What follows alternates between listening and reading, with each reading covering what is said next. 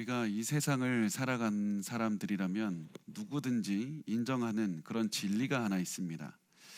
사실은 우리 크리스찬들이 믿고 있는 예수만이 진리지만 그 크리스찬들이 아닌 사람들도 또 우리 예수 안에 있는 사람들도 다 같이 한결같이 인정하는 사실 하나가 있습니다. 그것이 무엇이냐면 어떤 문화권에 살든지 나이가 얼마가 되든지 남자든지 여자든지 조선시대에 살든지 고려시대에 살든지 현재에 살든지 다 동일하게 인정하는 것 하나가 있는데 그게 무엇이냐면 삶은 고난의 연속이라는 사실입니다. 삶은 고난입니다. 사실은 그 삶은 살기가 항상 행복하고 기분 좋은 일들만 벌어지는 것이 아닙니다. 그래서 그 불교에서도 가장 먼저 인정하는 가장 불교의 시작점이 어디냐면 삶은 고난의 연속이다. 그래서 고해라고 고통의 바다라고까지 이렇게 부르는 것에서 시작을 하고 있습니다. 이것이 그리스도인들에게도 마찬가지입니다. 예수를 믿는 사람들에게서도 예수를 믿은 다음에 그 고난이 없어지면 참 좋겠는데 고난이 사라지면 좋겠는데 고난이 지속될 때가 있습니다. 예수를 믿은 다음에 고난이 없어지는 경우도 있지만은 그 원래 있던 고난이 사라지지 않고 계속해서 어려움이 지속되는 그런 상황이 있습니다.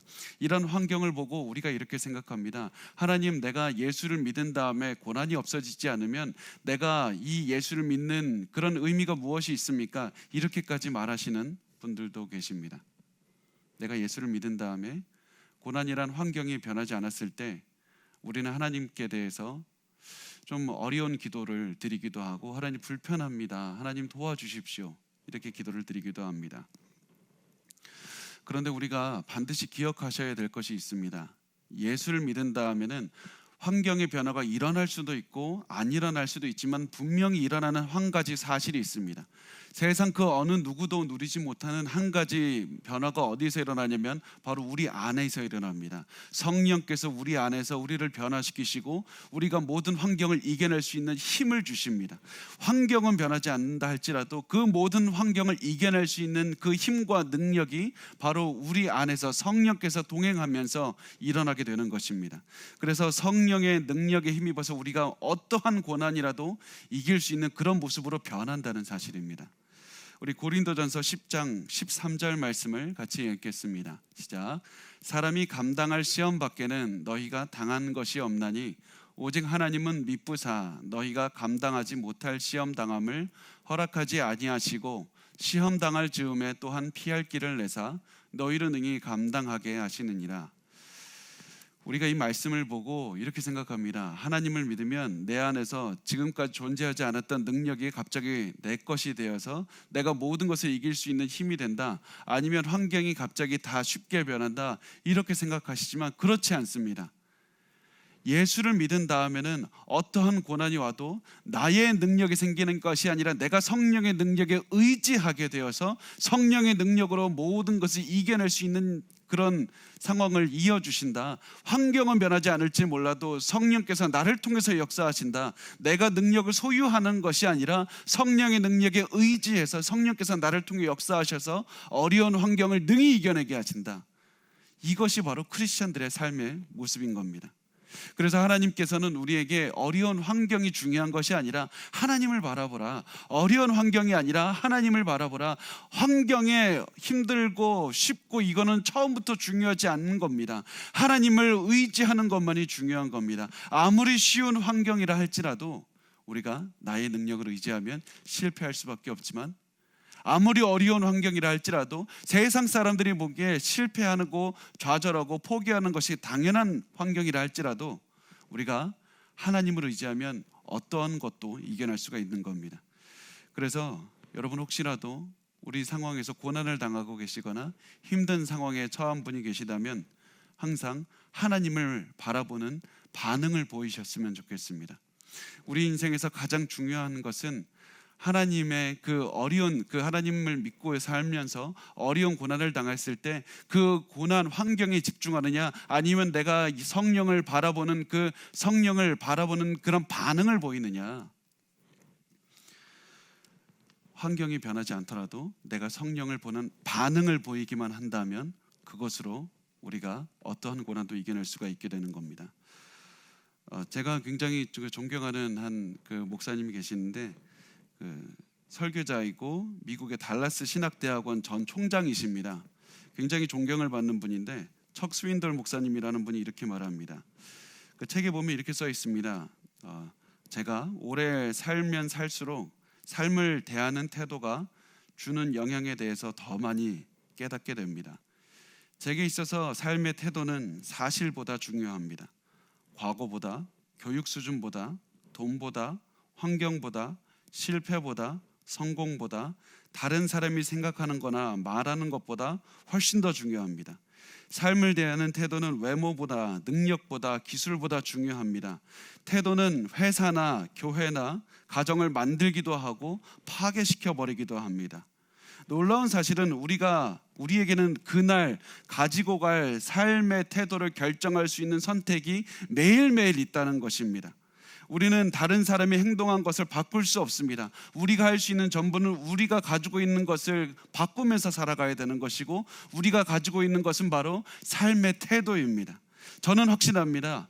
인생이란 나에게 일어나는 일 10%와 그 일에 대한 나의 반응 90%로 이루어져 있습니다. 내 인생이라는 것은 나에게 일어나는 환경, 나에게 일어나는 일 10%와 그 일에 대한 나의 반응 90%로 이루어져 있다는 겁니다. 나에게 일어나는 환경, 고난, 어려움, 질병, 이 모든 사람들의 배신이나 이런 것들이 중요하지 않다는 것이 아닙니다. 이런 거 아무것도 중요한 것이 아닙니다. 이런 말씀을 드리는 것이 아닙니다. 분명히 중요합니다. 우리의 삶에 영향을 끼칩니다. 그러나 그것은 우리의 삶에 단 10%밖에 영향을 주지 않습니다.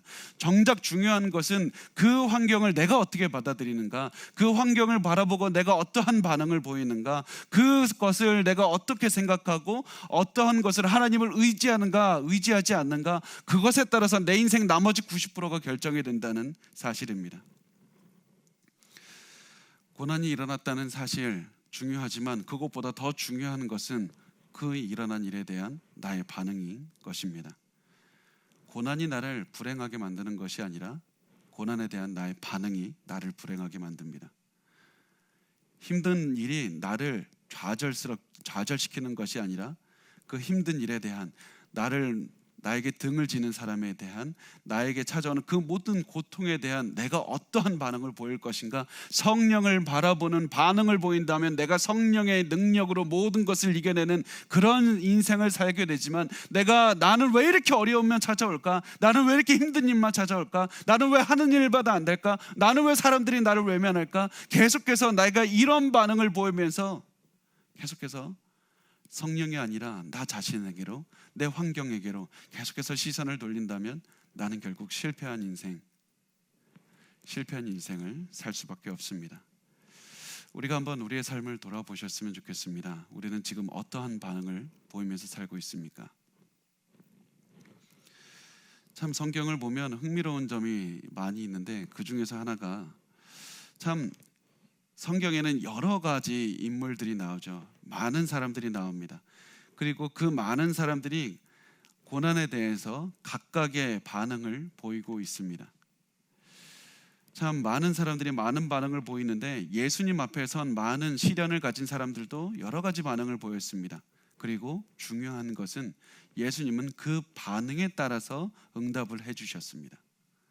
어떤 사람은, 예를 들면 항상 보면 예수님께서 고난당하는 사람이 예수님 앞에 찾아왔을 때 대부분의 경우에 예수님은 물어보셨습니다. 내가 어떻게 해줄까? 내가 무엇을 해주기를 원하는가? 그때 어떤 사람은, 예수님, 내 집에 가셔서 우리 집에 있는 가족의 몸에 손을 얹어서 기도해 주십시오. 그럼 낫겠습니다. 그래? 그럼 가자 하고 가십니다. 어떤 사람은 이렇게 얘기합니다. 예수님, 우리 집에 오실 필요 없습니다. 말씀만 하셔도 낫겠습니다. 그래? 알겠다. 말을 해서 낫게 하십니다. 어떤 지역에서는 예수님 믿지 않습니다. 예수님을 도저히 받아들일 수가 없습니다. 그런 사람들이 있자 예수님은 그들의 믿음대로 고치지 않고 그 지역을 떠나셨습니다. 예수님은 굉장히 인격적인 분이시기 때문에 우리의 반응을 보고 사용하십니다. 우리가 고난에 가진 그런 태도, 삶의 반응이 그래서 중요한 겁니다. 여러분의 삶의 반응은 무엇입니까? 고난에 대한 삶의 반응은 무엇입니까?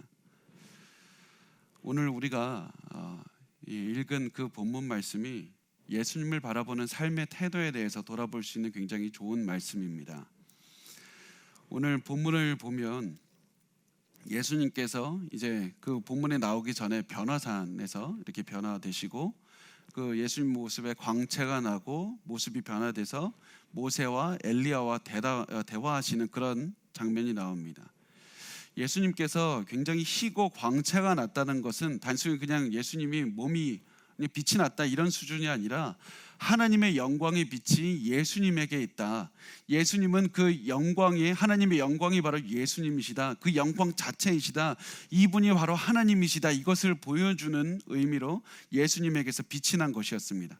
그리고 예수님께서 모세와 엘리야 구약을 대표하는 이 두 사람을 만나셨는데 이 다음에 곧바로 예수님께서 이 귀신 들린 아이를 고치는 장면이 나옵니다.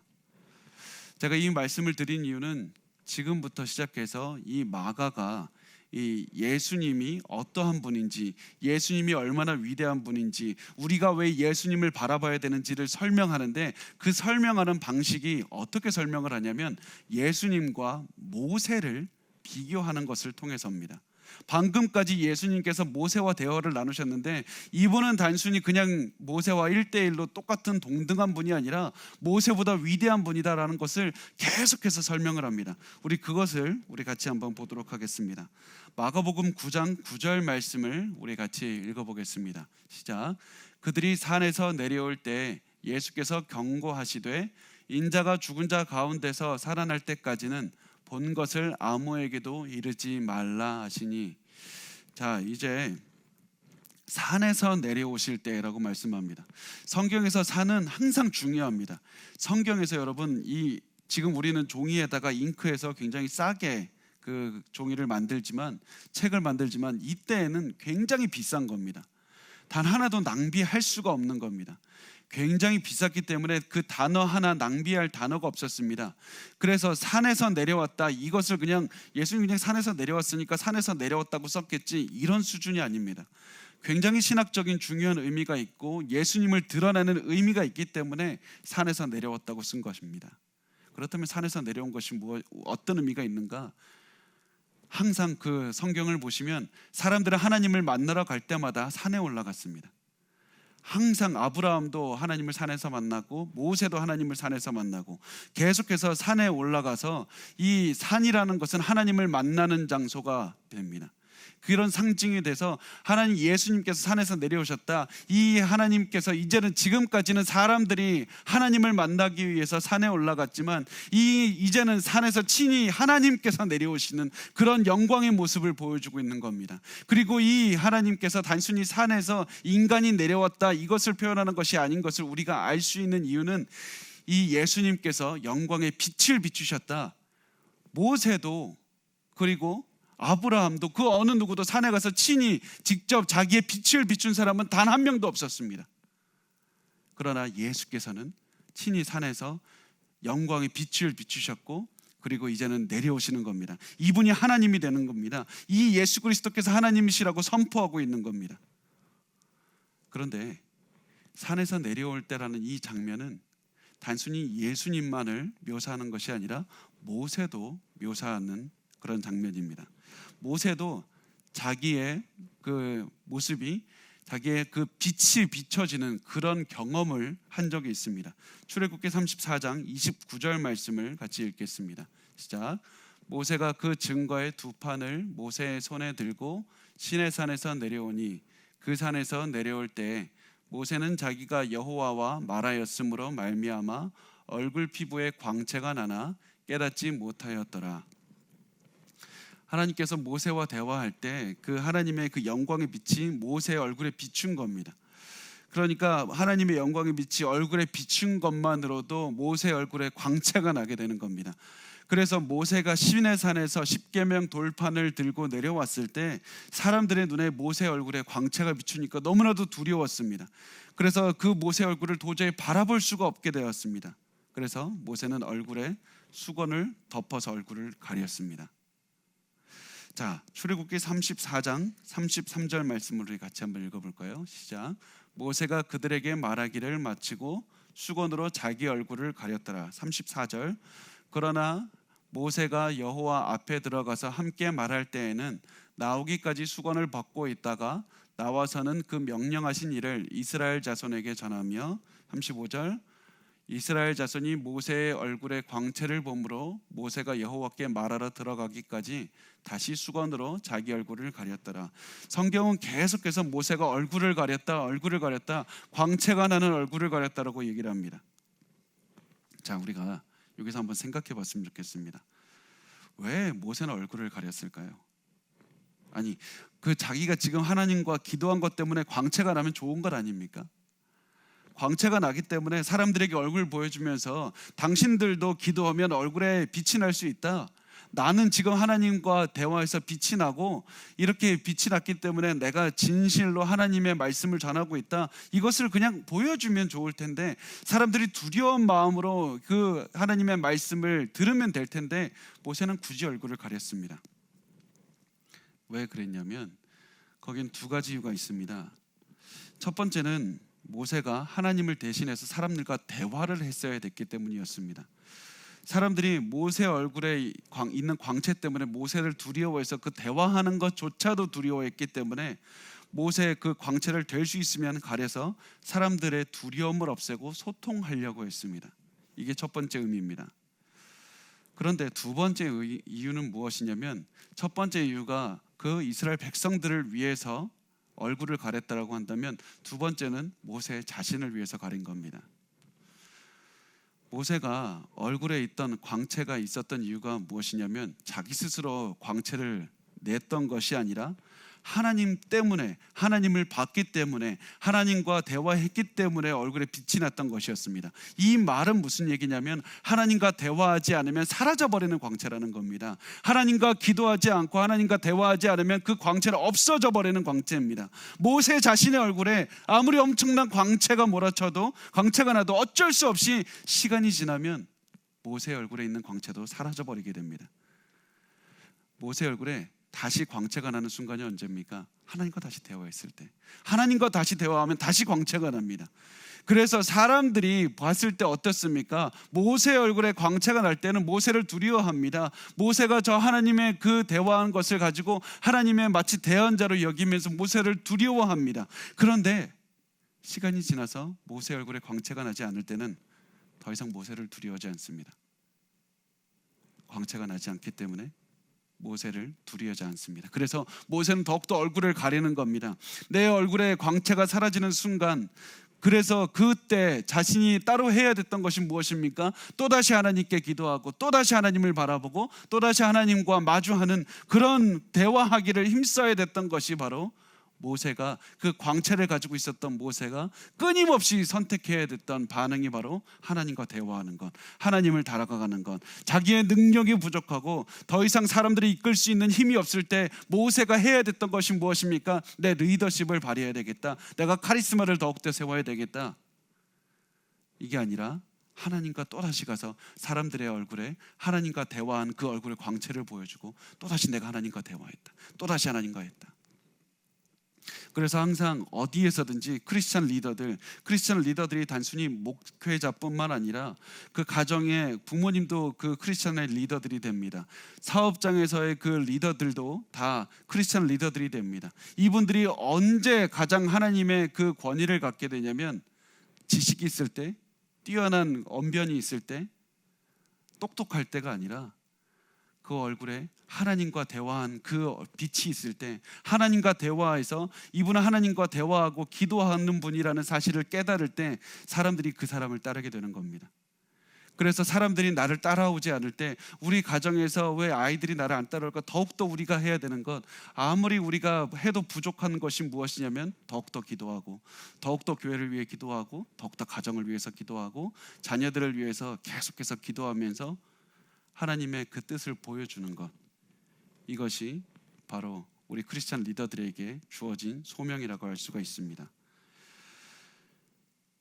그런데 모세와는 다르게 아까 말씀드린 마가복음 9장 9절에서 이 예수님께서 산에서 내려오실 때는 이 하나님의 영광이신 겁니다. 이분이 하나님이신 겁니다. 이제 예수님께서는 스스로 그 영광의 빛을 이제 감추시고 숨기시고 일반적인 사람의 모습으로 내려오셨습니다.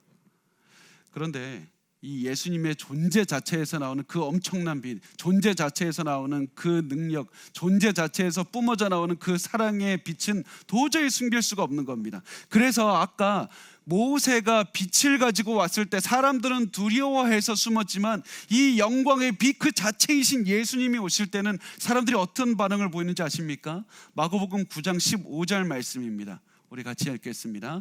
온 무리가 곧 예수를 보고 매우 놀라며 달려와 문안하거늘. 사람들이 예수님을 보고 달려와서 사람들이 예수님을 반기는 장면을 보여주고 있습니다. 모세와는 전혀 다른 예수 그리스도께는 사람들이 달려와서 예수님의 사랑의 빛에 달려듭니다.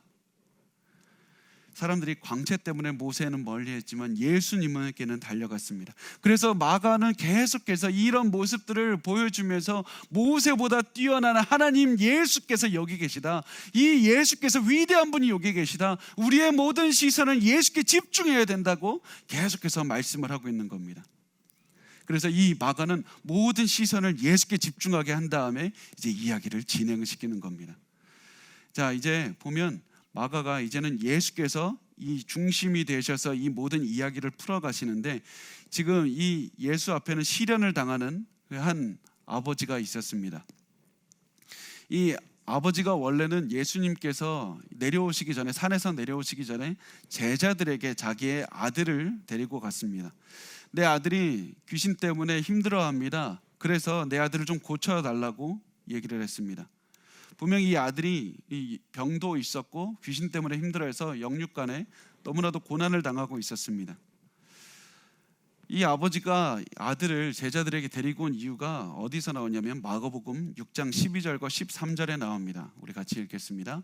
제자들이 나가서 회개하라 전파하고 많은 귀신을 쫓아내며 많은 병자에게 기름을 발라 고치더라. 그동안의 활동을 보면 제자들은 많은 귀신도 쫓아냈고 많은 병도 고쳤습니다. 이 제자들에 대한 소문도 널리 퍼졌습니다.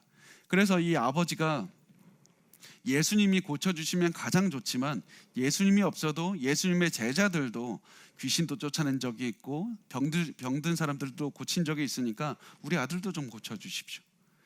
그래서 우리 아들을 데리고 와서 고쳐달라고 했는데 이 너무나도 예상하지 못한 결과가 나왔습니다. 아버지도 예상하지 못했고 제자들도 예상하지 못했습니다. 질병도 고치지 못하고 귀신도 쫓아내지 못했습니다.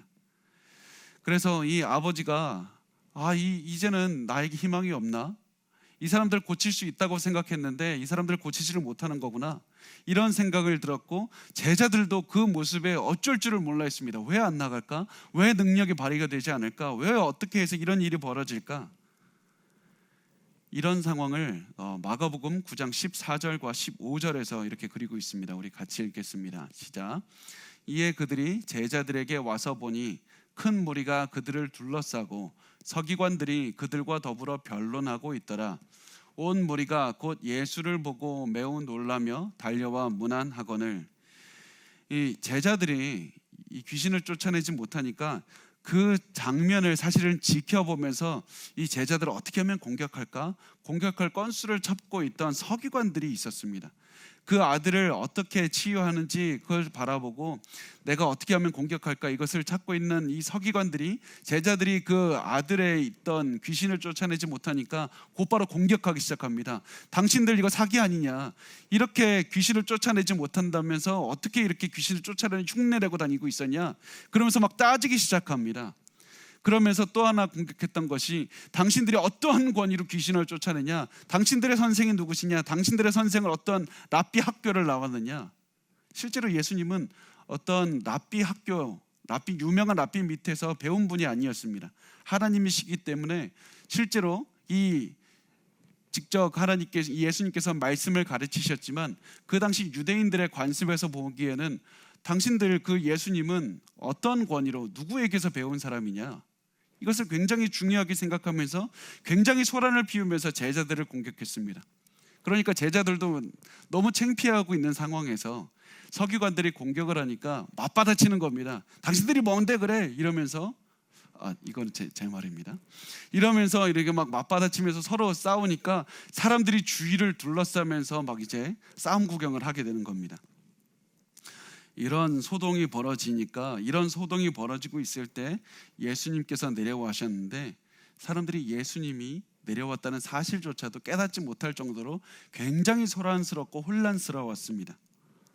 이때 예수님께서 모든 사람이 이게 무슨 소란이냐, 어떤 일이냐 할 때 이 아이의 아버지가 예수님께 다가가서 예수님 좀 도와주십시오. 예수님 나 좀 도와주십시오. 이렇게 얘기를 했습니다. 우리 마가복음 9장 17절과 18절 같이 읽겠습니다. 시작. 무리 중에 하나가 대답하되 선생님 말 못하게 귀신 들린 내 아들을 선생님께 데려왔나이다. 귀신이 어디서든지 그를 잡으면 거꾸러져 거품을 흘리며 이를 갈며 그리고 파리해지는지라 내가 선생님의 제자들에게 내쫓아달라 하였으나 그들이 능히 하지 못하더이다. 자, 이제 제자들이 사람들 앞에서 온갖 망신을 당하고 수치를 당하게 됐습니다. 제자들의 능력이 부족하다는 사실이 만천하에 드러나는 겁니다. 그래서 이제 제자들이 너무나도 창피하고 있는 이때 또 서기관들도 사실은 같이 창피를 당하고 있었습니다. 서기관들도 귀신을 쫓아내지 못했기 때문에 이것을 그냥 바라보고 그냥 논쟁만 하기를 좋아했지 아무것도 능력이 없이 사람들이 토론만 하고 소동만 하고 왜 일이 일어났는지 알 수 없이 계속해서 혼란스러운 상황만 지속이 됐습니다. 이때 예수님께서 이렇게 말씀하십니다. 제자들과 아들의 아버지가 믿음이 없었기 때문에 이 병이 고쳐지지 않았고 귀신이 쫓아내지 않았다. 그러면서 아들 안에 있는 귀신을 쫓아내 주시고 병을 고쳐주셨습니다. 그리고 이 제자들에게 이렇게 말씀하시면서 본문 내용은 끝이 납니다. 마가복음 9장 29절에 보면 이렇게 말씀합니다. 이르시되 기도 외에 다른 것으로는 이런 종류가 나갈 수 없느니라 하시니라. 자, 우리가 이 말씀을 많이 좋아하십니다. 기도 외에 다른 것으로는 이런 능력이 나갈 수가 없다. 많은 분이 이 말씀을 보시면서 기도해야 되겠다. 기도해서 더 많은 능력을 가져야 되겠다. 기도해서 내가 귀신을 쫓아내는 능력을 갖고 기도해서 내가 병을 고치는 능력을 가져야 되겠다. 내가 기도해야 되겠다. 계속해서 이런 마음으로 기도해야지 시련을 넘어갈 수 있다. 분명히 기도하는 것 중요합니다. 기도 오래 하는 것 중요합니다. 열정적으로 하는 것 중요합니다. 그런데 단순히 기도를 열심히 오래 한다고 해서 내가 닥친 시련을 이길 수 있다는 것이 아닙니다. 단순히 열심히 오래 하는 기도가 그것만으로 중요한 것이 아니라 기도의 본질을 우리가 회복해야 됩니다. 예수님께서 기도에는 다른 능력이 나갈 수가 없다, 다른 것으로는 이런 유가 나갈 수가 없다 말씀하신 이유가 무엇이냐면 단순히 기도 오래 해라, 기도 열심히 땀 흘리면서 해라, 이것을 넘어서서 기도의 본질을 회복해라. 기도가 무엇입니까? 기도는 하나님과 나누는 대화입니다. 하나님과 다가가는 것입니다. 영성이라는 것이 무엇입니까? 내가 많은 능력을 가지고 많은 힘을 가지고 있는 것이 아니라 하나님과 가까워지고 하나님의 뜻을 알고 하나님과 동행하면서 사는 것, 이것이 영성이지 않습니까? 기도라는 것은 단순히 내가 기도라는 의식을 열심히 치렀습니다. 이것이 아니라 기도를 통해서 하나님과 대화를 나누고 기도를 통해서 하나님께 다가가고 기도를 통해서 하나님의 능력을 바라보고 기도를 통해서 내 삶의 반응을 하나님을 바라보는 반응으로 바꾸겠습니다. 이것이 바로 기도입니다. 그래서 하나님께서는 우리가 시련을 당했을 때 하나님과 가까워지도록 기도해라. 더욱더 하나님을 바라보도록 기도해라. 하나님을 생각하도록 기도해라. 기도라는 주문이 중요한 것이 아니라 우리가 매일매일 그냥 똑같은 말로 그냥 1시간 기도하는 그것은 너무 중요하지만 우리가 어떠한 것이 하나님과 가까워지는 것 없이 열심으로 그냥 말을 하게 된다면 그것이 우리에게 중요하지 않다는 사실입니다. 여러분, 이 말씀을 들었던 그 제자들도 그리고 서기관들도 그 유대 사람들도 굉장히 놀랐을 겁니다. 왜냐하면 이 제자들이 왜 내가 이렇게 열심으로 사람들에게 이야기를 이 귀신을 쫓아내라고 이야기를 했고 내가 이렇게 귀신을 없애려고 내가 하나님 앞에서 이 하나님의 말씀을 했는데 왜 귀신은 쫓아내지지 않았을까?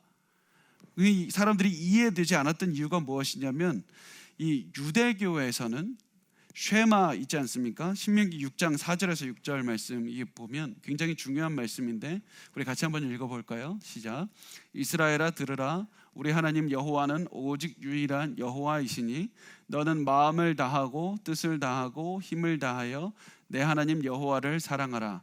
오늘 내가 내게 명하는 이 말씀을 너는 마음에 새기고, 이것이 보통 이제 쉐마라고 해서 이스라엘아 들으라 그래서 이렇게 말씀을 하는데, 이스라엘 사람들은 유대교에서는 이 말이 초자연적인 주문의 능력이 있다고 믿었습니다. 또 시편에 보면 시편 3편이나 91편을 읊으면 강력한 기도의 능력이 나타난다, 귀신이 쫓겨난다, 이것만을 내가 읊어도 하나님께서 내 기도 들으신다, 이렇게 믿었습니다. 그런데 예수님께서는 그 모든 것을 다 뒤집으시는 겁니다. 이것이 중요한 것이 아니라 너희가 하나님과의 관계를 다 멀리하고 하나님께로 시선을 두지 않고 하나님께로 마음을 두는 반응을 보이지 않고 말만 한다고 해서 그것이 중요한 것이 아니라 그런 것은 아무런 능력이 없다. 정말 중요한 것은 너의 시선이 하나님께로 가 있는가, 너의 마음을 하나님께로 돌리는 반응을 보이고 있는가. 여러분, 이렇게 예수님께서 말씀하셨는데 초대교회에서도 계속해서 이런 일들을 반복이 됩니다. 초대교회에서도 금식 기도하면, 내가 금식을 하면 내가 능력이 생긴다, 내가 금식 기도를 하나님 무조건 들으신다. 그리고 시간이 지나서 우리에게서도, 우리 삶 속에서도 많은 사람들이 내가 이렇게 열심히 했으니까 하나님께서 들으신다, 이렇게 생각하지 않습니까? 정말 열심히 금식하고 오래 기도하는 너무나도 중요하지만 가장 기도의 본질은 무엇이냐면 내가 고난 속에서 하나님을 바라보는 선택을 하는 겁니다. 하나님을 바라보는 마음을 갖는 겁니다. 하나님을 바라볼 때, 기도를 통해서 하나님을 바라볼 때 하나님께서 우리 안에 믿음을 세우시고 그 믿음을 통해서 하나님께서 이적을 행하시고 우리의 삶도 인도하신다는 겁니다. 믿음의 능력이 기도에서 나오고 믿음의 힘도 기도를 통해서 사용될 수 있다. 결국 그래서 기도를 통해서 하나님은 믿음을 세우시는 겁니다. 그리고 믿음은 바로 우리가 하나님을 의지하는 것, 나의 능력이 아니라 하나님을 의지하는 것에 있는 겁니다. 이것이 우리가 반드시 기억하셨으면 좋겠습니다. 이 제자들이 이렇게 생각했습니다. 이 본문에서 제자들이 능력이 행하지 못했던 이유가 무엇이냐면 예수님께 그 능력을 받았고 귀신 쫓고 그리고 병을 고치는 그 능력을 선물로 받았는데 이들은 어떻게 생각했냐면 내가 원하는 때, 내가 마음대로, 내가 생각할 때, 내가 원하면 귀신도 쫓아내고 내가 원하면 병도 고친다, 그래서 이 능력 내 것이다, 하나님께서 나에게 능력을 주셔서 내 마음대로 사용할 수 있다, 이렇게 생각을 했습니다. 그런데 이 사건이 이들에게는 굉장히 큰 중요한 각인이 되는 사건이 되어서 어떤 것으로 이제는 이해할 수 있었냐면 내가 하나님께서 주신 능력이 내 것이 아니라 하나님이 나를 통해서 역사하실 뿐이다. 내가 그러므로 어떠한 것이든지 다른 사람을 위해 기도할 때나 귀신을 쫓아낼 때나 병을 고칠 때 가장 중요한 것은 내가 마음대로 하는 것이 아니라 전적으로 하나님의 능력을 의지하는 것, 내가 하나님을 바라보는 것, 하나님을 믿는 것, 이것이 가장 중요하다는 사실을 제자들이 깨달은 겁니다. 그래서 우리가 이 말씀을 우리의 삶 속에서도 꼭 적용하셨으면 좋겠습니다.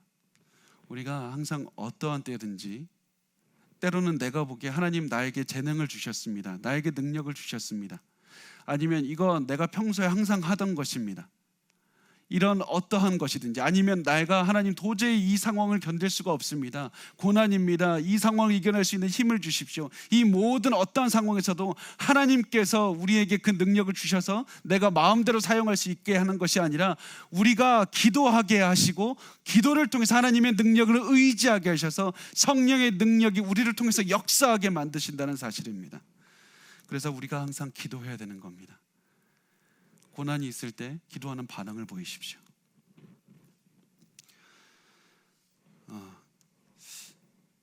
그래서 우리 예수님께서 제자들에게 이 말씀 우리가 반드시 기억했으면 좋겠습니다. 마가복음 9장 29절 말씀 다시 한번 읽겠습니다. 시작.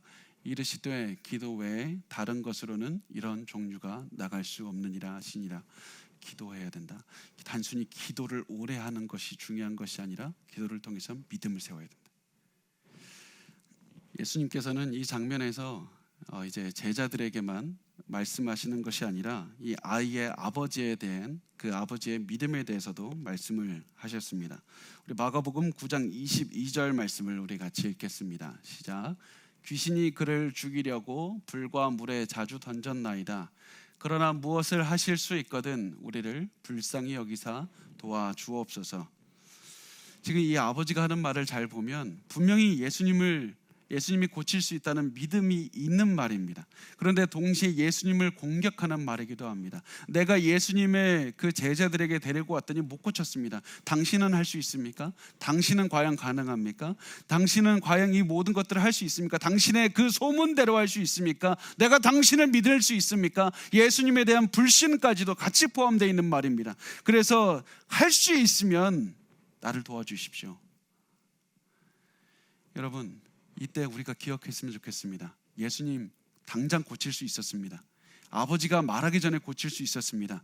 그런데 예수님께서는 일부러 이 아버지의 말을 일부러 이끌어내서 예수님을 바라볼 수 있도록 이끌어 주셨습니다. 그것이 중요한 것이 아니라 내가 너의 아들을 고치는 것보다 더 중요한 것이 너가 이 고통의 시간에서, 시련의 시간에서 나를 바라보는 선택을 하는 것이 중요하다. 나를 바라보는 반응을 가지는 것이 중요하다. 그래서 예수님께서는 이 아버지에 대해서 이렇게 말씀합니다. 마가복음 9장 23절 말씀입니다. 같이 읽겠습니다. 예수께서 이르시되 할 수 있거든이 무슨 말이냐? 믿는 자에게는 능히 하지 못할 일이 없느니라 하시니, 예수님께서는 지금 아이 아버지에게 물으시는 겁니다. 너 나를 믿고 있느냐? 너 나를 바라보고 있느냐? 이것이 네가 믿지 않고 그냥 이루어진다면 그것은 아무런 능력이 없고 중요하지 않다. 이것으로 말미암아 너가 나를 믿는 것으로, 지금 너가 나를 믿지 아니하면 어떠한 일이 일어나도 그것이 중요하지 않다는 거 말씀을 하고 있는 겁니다. 아무리 큰 고난이 오고 사람들이 너를 실망시켜도 너는 나를 믿고 있느냐? 너의 반응이 무엇이냐? 그때 이 아버지가 이렇게 대답합니다. 24절 말씀 우리 같이 읽겠습니다. 시작. 곧 그 아이의 아버지가 소리를 질러 이르되 내가 믿나이다. 나의 믿음 없는 것을 도와주소서 하더라. 이 아버지가 믿음을 예수님께 좀 도와달라고 얘기를 합니다. 이것이 중요한 것이 아니구나. 믿음이 중요한 것이구나. 예수님께서 원하는 것이 무엇인지 그때 체험하게 되는 겁니다. 그래서 이 아버지가 믿음의 고백을 하자 그때 비로소 예수님께서 기적을 행하시는 겁니다. 이 아버지의 반응을 바꾸신 다음에 예수님은 기적을 행하셨습니다. 그런데 여러분 잘 보십시오. 이 아버지에게 우리의 마음을 한번 보면, 우리가 만약에 이 아버지의 자리에 있다고 했을 때 예수님 할 수 있습니까? 예수님 못할 것 같습니다. 이런 마음을 하고 있다가 예수님의 믿음 가져야지 이 얘기를 듣고 갑자기 없던 믿음이 갑자기 생겨서 예수님 믿습니다 이렇게 할 수 있습니까? 우리의 믿음이 갑자기 이렇게 있는 것이 아니라, 갑자기 생겨나는 것이 아니라, 이 아버지가 이 예수님의 말씀을 듣고 예수님 나는 믿음이 없습니다. 믿음이 없는 것까지도 예수님 받아주십시오. 예수님 나는 믿음이 지금 갖고 싶은데 내가 가지지 못한 그것을 용서하시고 나에게 믿음을 주셔서 이 믿음이 없는 것까지도 예수님께 돌리면서 예수님에게 자꾸 시선을 돌렸던 겁니다. 우리의 삶에서 우리가 내가 할 수 있을까? 이 예수님께서 나를 도우시면 이 상황 건너갈 수 있을까? 그런 믿음이 안 생길 수도 있습니다. 갑자기 생기지 않을 수도 있습니다. 그때 중요한 것이 예수님 나의 믿음 없음을 도와주십시오. 내가 믿고 싶은데 잘 믿어지지가 않습니다. 그게 내 솔직한 심정입니다. 이 아이의 아버지처럼 내가 절실한 마음으로 내가 예수님이 아니면 내 상황을 돌이킬 수 없다는 사실을 내가 믿고 고백하오니 이 시간에 나를 좀 도와주십시오. 내 믿음을 채워주십시오. 이렇게 기도를 했습니다. 이렇게 기도를 할 때 예수님께서 기적을 베풀어서 도와주셨던 것이었습니다. 여러분, 우리가 계속해서 기억하셨으면 좋겠습니다. 시련이 왔을 때 더욱 기도해야 됩니다. 너무나도 힘들 때 더욱 기도해야 됩니다. 다만 기도할 때 중요한 것은 기도를 넘어서서 기도할 때 우리의 신앙을, 우리의 믿음을 하나님께 드리기를 원합니다. 내가 하나님을 바라보기를 원합니다. 내가 이 아버지의 마음처럼 이 모든 어려운 상황에서 예수님이 아니면 안 된다는 마음으로, 절실한 마음으로 예수님을 붙잡는 반응을 보이기를 원합니다. 예수님을 믿는 반응을 보이기를 원합니다. 주여 나를 도와주시옵소서. 우리가 그 마음으로 기도하면서 어려운 시간을 넘어갔으면 좋겠습니다. 마지막으로 말씀드립니다. 우리의 인생은 우리에게 일어나는 일 10%와 그 일에 대한 우리의 반응 90%로 이루어져 있습니다. 우리가 어떠한 일이 벌어지든지 항상 하나님에 대한 믿음으로 반응했으면 좋겠습니다. 때로는 우리가 이런 마음이 들 때가 있습니다. 야, 내가 어제까지 실패했는데 하려고 해봐도 안 된다. 그렇게 했을 때 오늘 아침에서는 또다시 우리의 반응, 우리가 믿음의 반응을 보일 수 있는 기회가 또다시 찾아왔다는 사실을 기억하시면 좋겠습니다. 그렇게 매일매일 하나님을 믿고 살아갈 때, 그래서 하나님을 의지하면서 살아갈 때 하나님께서는 우리에게 처한 그 모든 고난뿐만이 아니라 그것도 넘어가게 하실 뿐 아니라 우리가 도저히 상상하지 못하던 많은 은혜와 많은 능력과 많은 복을 체험하게 하실 줄 믿습니다. 우리 끝까지 하나님을 믿고 예수님을 믿는 반응을 보이면서 매일매일 살아냈으면 좋겠습니다. 하나님께서 우리를 통해서 역사하실 줄 믿습니다.